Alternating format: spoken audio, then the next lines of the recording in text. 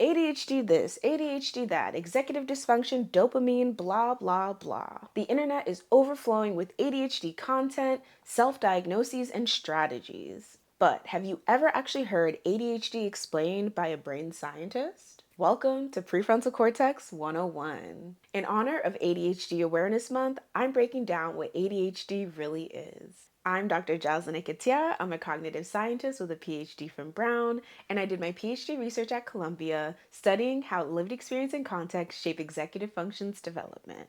Attention Deficit Hyperactivity Disorder, or ADHD, is a neurodevelopmental disorder, meaning that it starts in brain development and continues across the lifespan. ADHD affects the brain's executive functions, which are the cognitive processes responsible for attention, motivation, and self-regulation. Executive functions are largely coordinated by the prefrontal cortex, which is the part of the brain largely responsible for higher-order cognitive processes. ADHD isn't about being lazy or unfocused. It's about how those cognitive processes operate differently. Executive functions help us plan, start tasks, manage emotions, and stay flexible when things change. For people with ADHD, those cognitive processes require more conscious effort. As a result, ADHD shows up as one or more of the following. First, inattention, which looks like difficulty staying on task or organizing activities. Next, hyperactivity, which can look like restlessness or frequent movement even when stillness is expected. And finally, impulsivity, like acting before you think